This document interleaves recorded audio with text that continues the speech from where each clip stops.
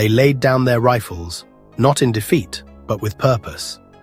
8,000 soldiers, no guns, no front lines, just fields waiting for seeds.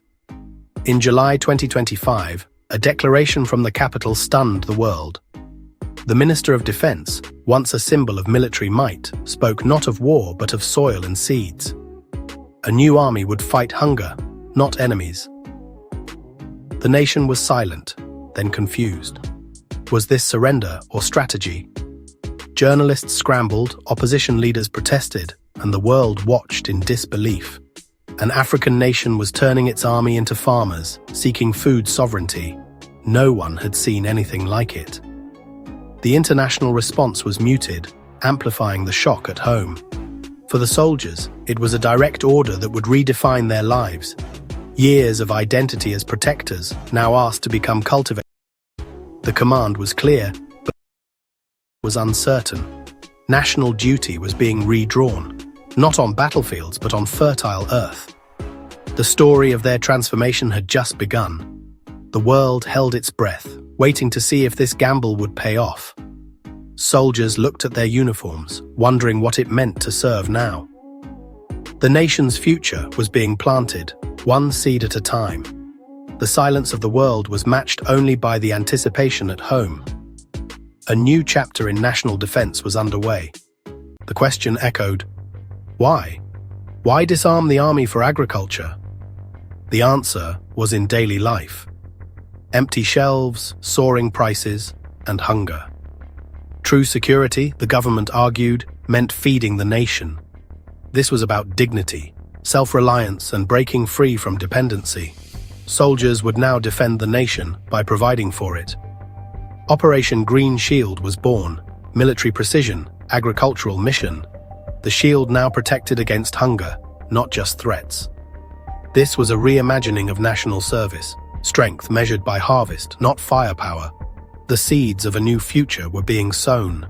To understand this decision, look to the countryside's quiet desperation. Despite fertile land, food shortages persisted. Colonial legacies, climate chaos, and broken infrastructure. Surpluses rotted, markets went empty, and rural poverty deepened. Reliance on imports left the nation vulnerable to global shocks.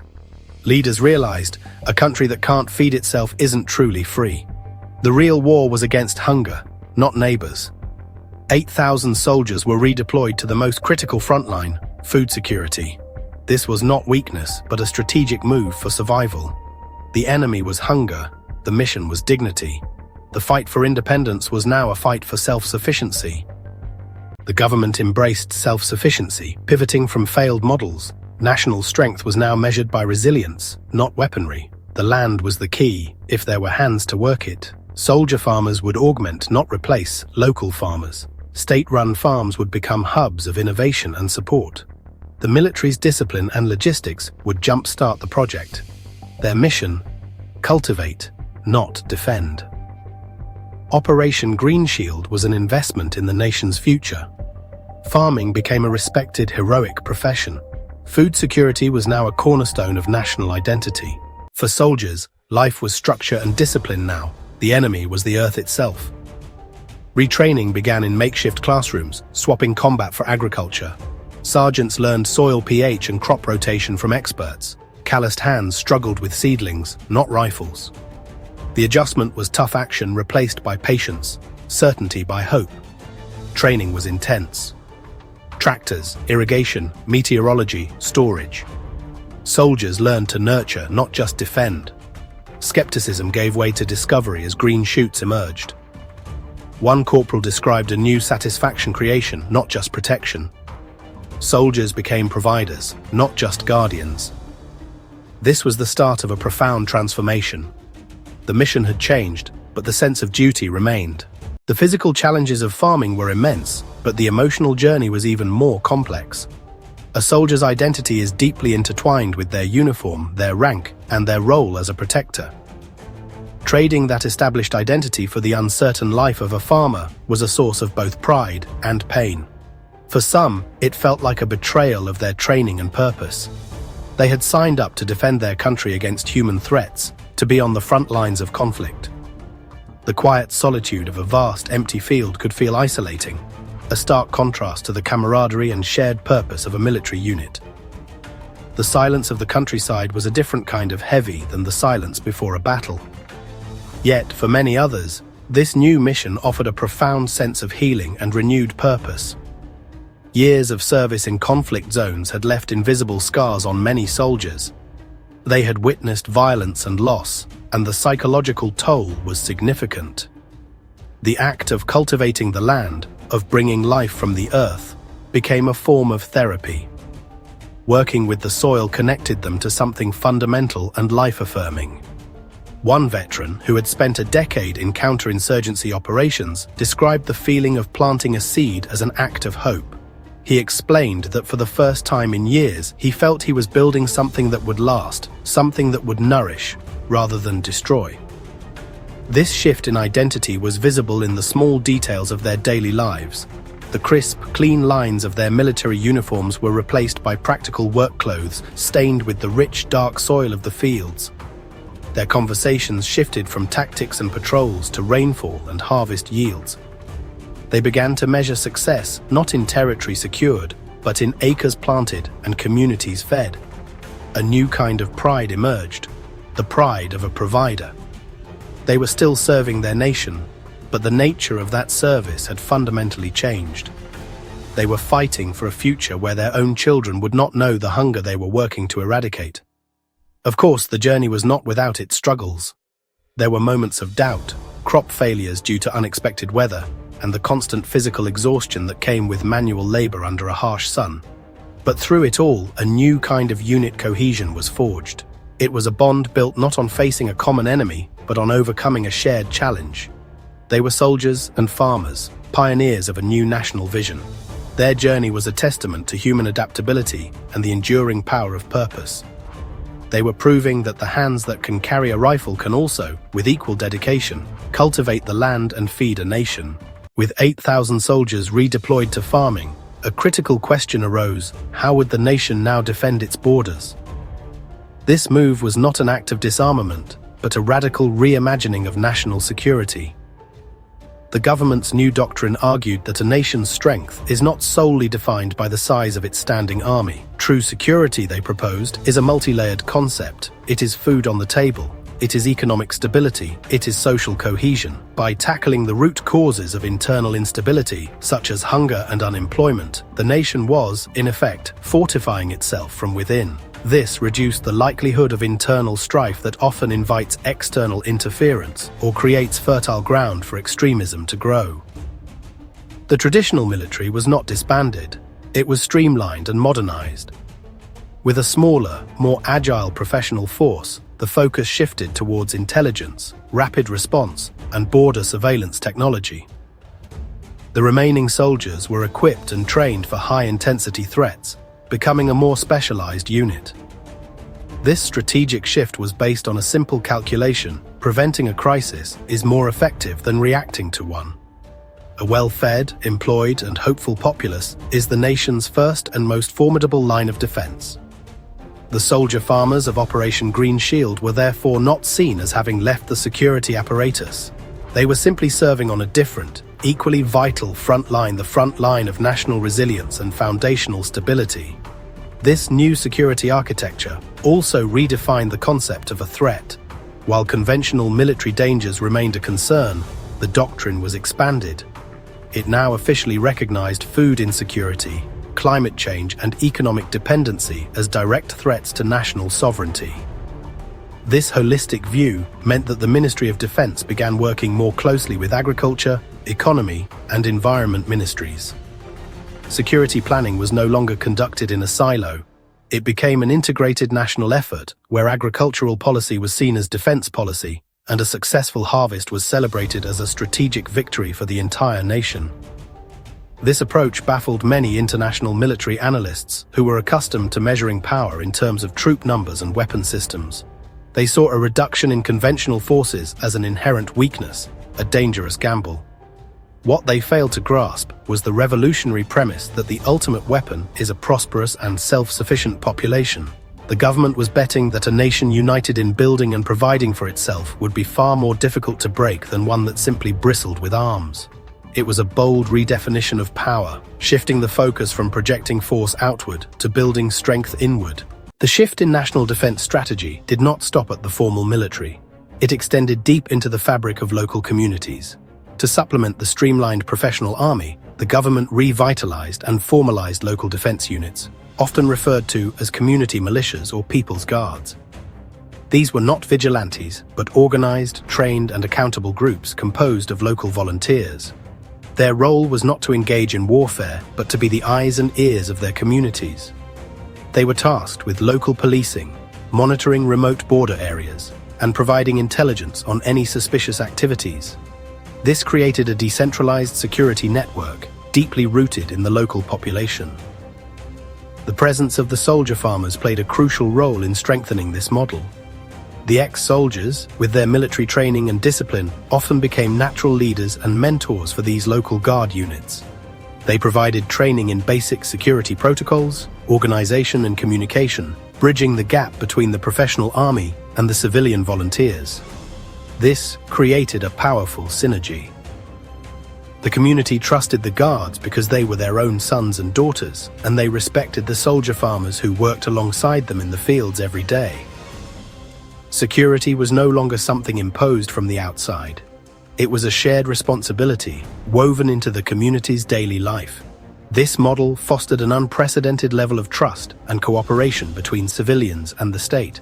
In the past, the military was often seen as a distant, sometimes intimidating force. Now, with soldiers living and working among the people, perceptions began to change dramatically. They were no longer just men in uniforms. They were neighbors, colleagues, and partners in the collective project of building a better future. This bond was the foundation of the new security paradigm. An attack on a village was not just an attack on civilians, it was an attack on the community's guards and their soldier-farmer comrades, ensuring a unified and resilient response. Ultimately, this reimagined security was about empowerment. It empowered communities to take an active role in their own safety. It empowered the nation to define strength on its own terms. By integrating food production with local defense, the government created a system where every citizen had a stake in the nation's stability. The farmer growing food, the guard watching over the village, and the professional soldier protecting the border were all part of the same cohesive defense mechanism. It was a security built not on fear, but on shared purpose and mutual trust. A shield forged not of steel, but of the collective will of the people. After months of relentless work under the African sun, the season turned. The endless green fields that had been just a promise began to ripen, turning hues of gold and brown. The time for the first harvest had arrived. This was the moment of truth for Operation Green Shield. It was the culmination of a national gamble, the first real test of this audacious vision. Across the country, in the vast new farms run by the soldier farmers, a palpable sense of anticipation filled the air. This was more than just gathering crops. It was the reaping of a new kind of hope, a physical manifestation of the nation's collective effort. The sight was revolutionary. Men and women in military fatigues, their hands not on triggers, but carefully cutting stalks of maize and digging up yams from the rich earth. The harvest was not a silent, solitary affair. It became a national event, a celebration of shared purpose. From nearby villages, communities came out in droves to help. Grandmothers who had farmed their entire lives shared ancestral knowledge with young soldiers, showing them the subtle signs of a perfectly ripe vegetable. Children ran through the fields, their laughter mixing with the rhythmic sounds of the harvest. The lines between soldier and civilian, between state and people, blurred into a single unified force working toward a common goal. This was the vision of Operation Green Shield brought to life, a powerful display of social cohesion built around the most fundamental human activity, providing food. The scale of the operation was breathtaking. Military trucks, once used to transport troops and ammunition, were now repurposed. They rumbled down dusty roads, laden not with weapons, but with thousands of sacks of grain, beans, and potatoes. Convoys of abundance snaked their way from the remote farmlands towards the towns and cities. This was a logistical victory as much as an agricultural one. The army's efficiency, once deployed for warfare, was now ensuring that the bounty of the land reached those who needed it most. Every sack that was loaded onto a truck was a tangible piece of evidence that the government's radical plan was not just a dream, it was working.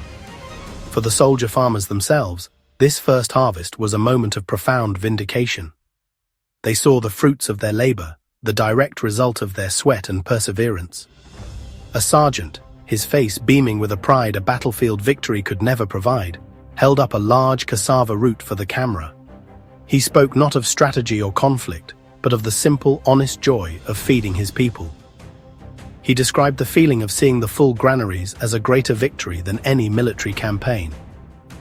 This was a new definition of success, a new kind of patriotism.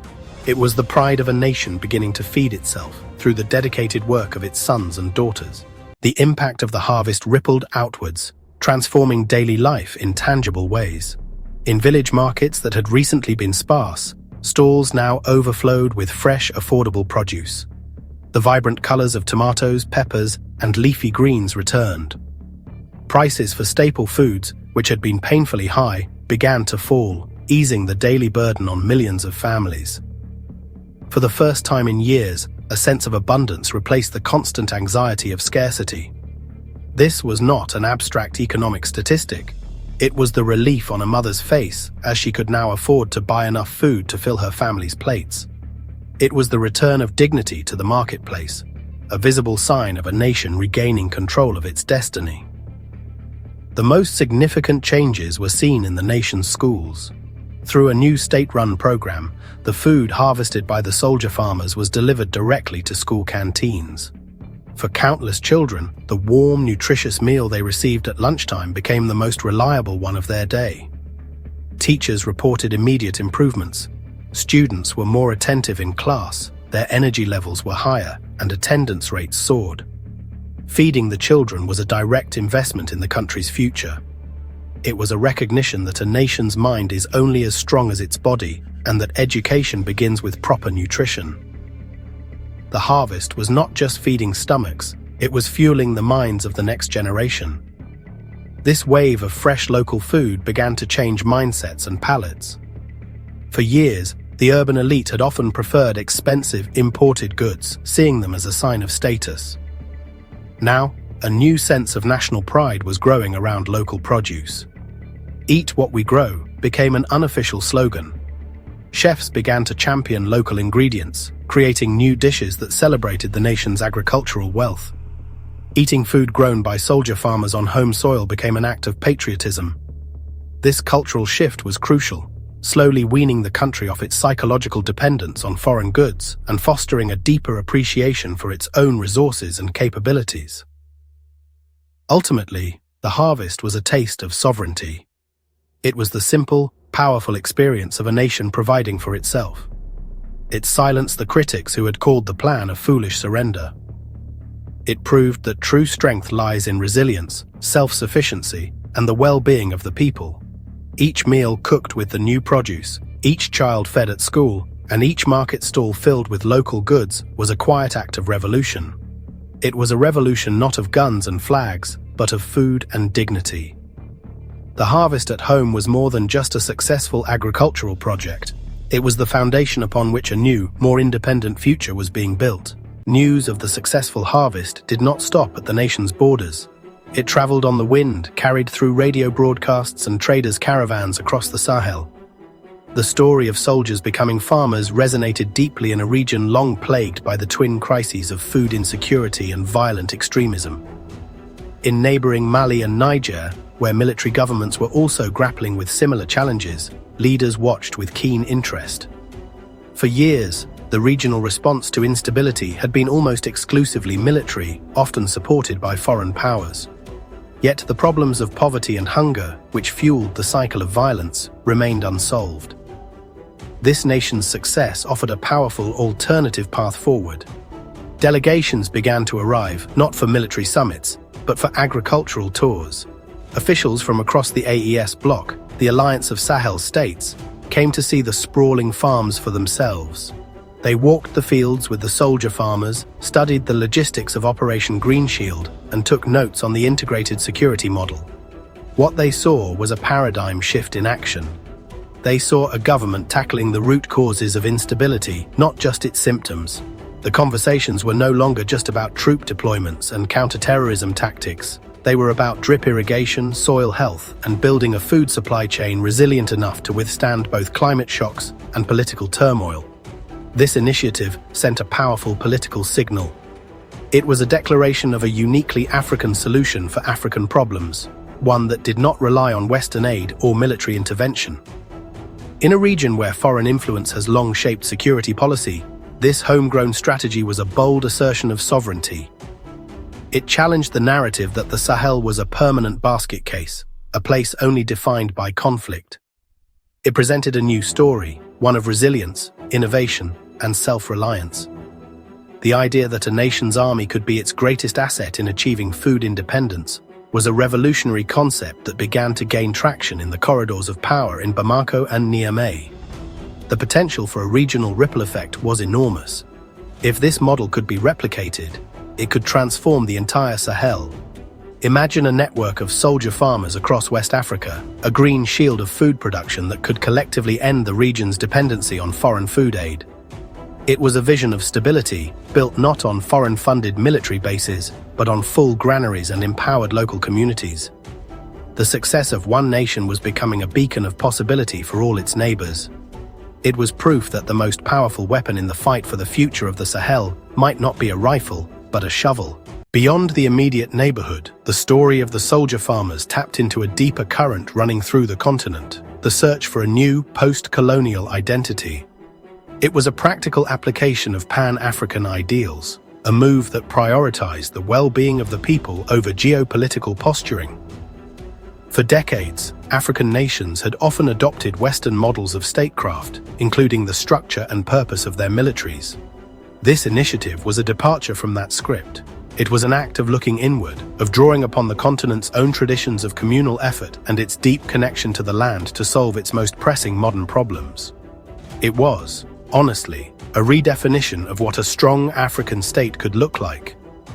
The initiative sparked a continent-wide conversation. On talk shows from Accra to Addis Ababa, and in university lecture halls from Dakar to Dar es Salaam, analysts and citizens debated the implications. Was this the future of national service in Africa? Could armies be repurposed as engines of development? The project challenged the very definition of a strong military. It suggested that strength was not just the ability to wage war, but the capacity to build, to nurture, and to provide. It elevated the farmer to the same heroic status as the soldier, recognizing that both are essential guardians of the nation, one protecting its borders, the other securing its future. This new model offered a powerful counter-narrative to the persistent Afro-pessimism that often dominates global media. It was a story not of failure, famine, or war, but of ingenuity, agency, and success. It demonstrated that African nations were not passive victims of circumstance, but active architects of their own destiny. This was profoundly inspiring, particularly for a younger generation tired of the old stories of dependency and conflict. The soldier farmers became symbols of a new kind of patriotism, one rooted in constructive action and collective uplift. They represented a future where Africa's greatest resource, its people, was being mobilized to unlock the potential of its other great resource, its land. Ultimately, the ripple effects were about more than just agricultural policy or security strategy. They were about changing minds. The project proved that radical, positive change was possible, driven by African leadership and African values.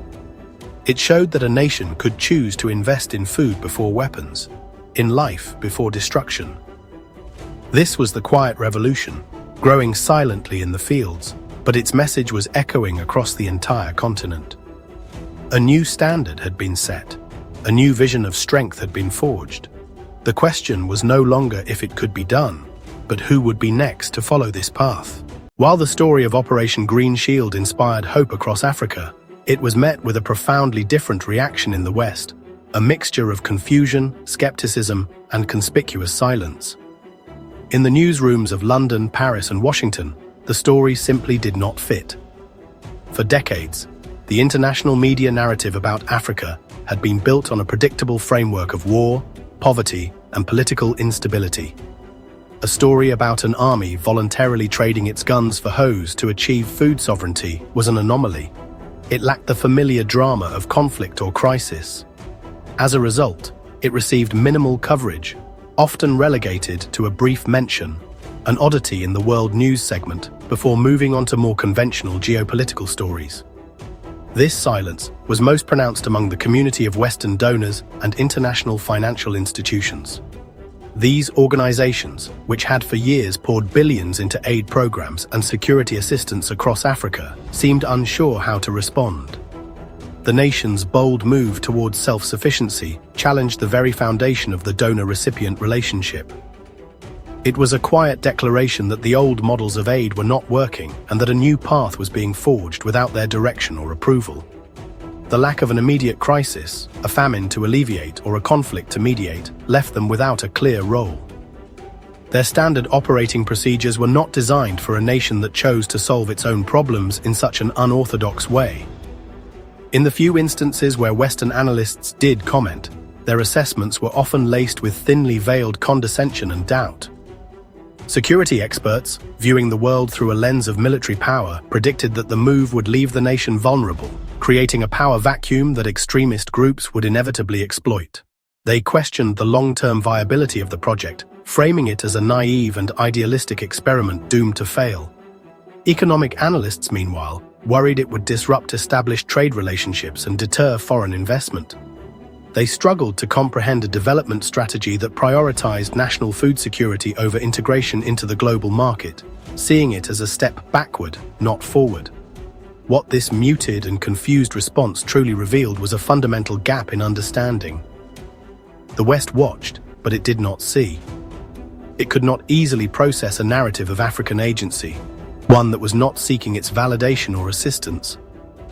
The story of the soldier farmers was being written in a language of self-determination that many in the global north had forgotten how to read.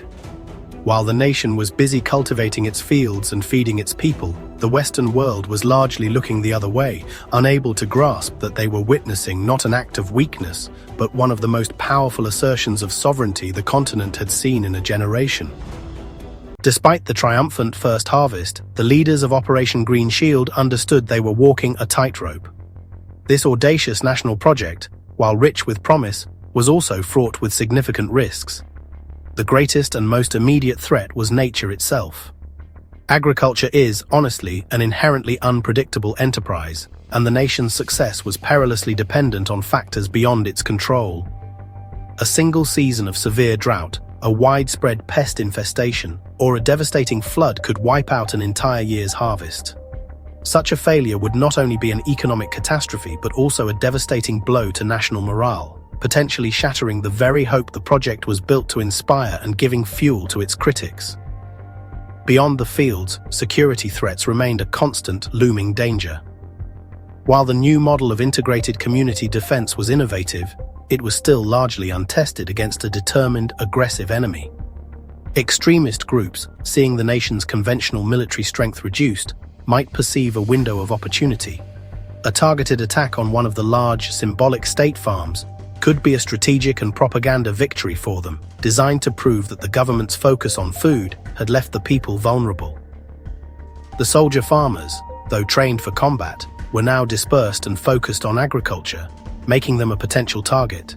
Protecting these vast, open farms was a monumental security challenge that kept defense planners awake at night.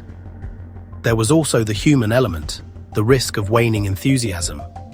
The initial patriotic fervor was powerful, but the day-to-day reality of farming is grueling, repetitive, and often unglamorous. Maintaining the morale and discipline of 8,000 former soldiers over the long term, through seasons of hardship and backbreaking labor, would be a continuous challenge. The government had to ensure that the soldier farmers continued to feel valued and that their new role was seen as a prestigious and vital form of national service. Any decline in their commitment could jeopardize the entire operation, as their disciplined labor was the engine driving the whole agricultural revolution forward.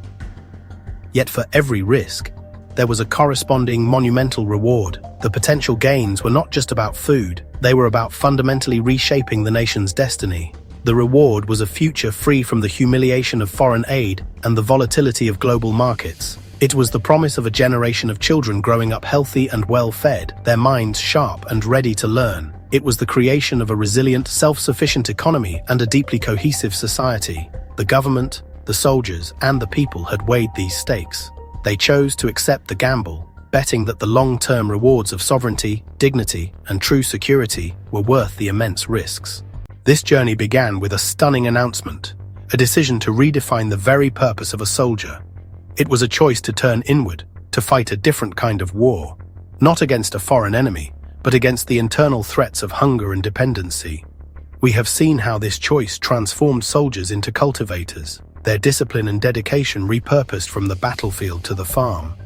We have witnessed a nation reimagining its security, building a shield not only of arms, but of food, community, and shared purpose. This is more than a policy, it is a profound statement about what it means to serve a nation in the 21st century. It is a new patriotism, one measured in harvests reaped and children fed. This vision of national service is deeply rooted in Pan-African ideals of self-reliance and collective work. It echoes the traditional wisdom that a community's strength comes from the land and the people who work it together.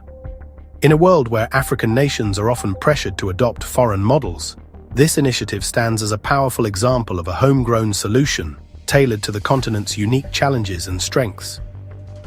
It is a testament to the idea that the path to true sovereignty is paved with the soil of one's own land.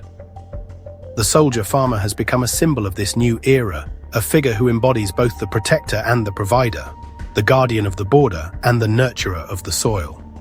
The story of Operation Green Shield is ultimately a story of hope. It is a narrative that dares to challenge the persistent Afro-pessimism that has dominated global perceptions for too long. It proves that a nation can choose a different path, that it can invest in life and creation with the same vigor it once reserved for defense and destruction. The fields, once fallow or used for purposes that did not serve the people, are now the bedrock of a quiet revolution. A revolution that grows not from the barrel of a gun, but from a single seed planted in the ground, nurtured by the hands of those sworn to protect the nation's future. They traded rifles for hoes, from defense of borders to feeding their nation. This is Insight Africa, where revolution grows in the fields.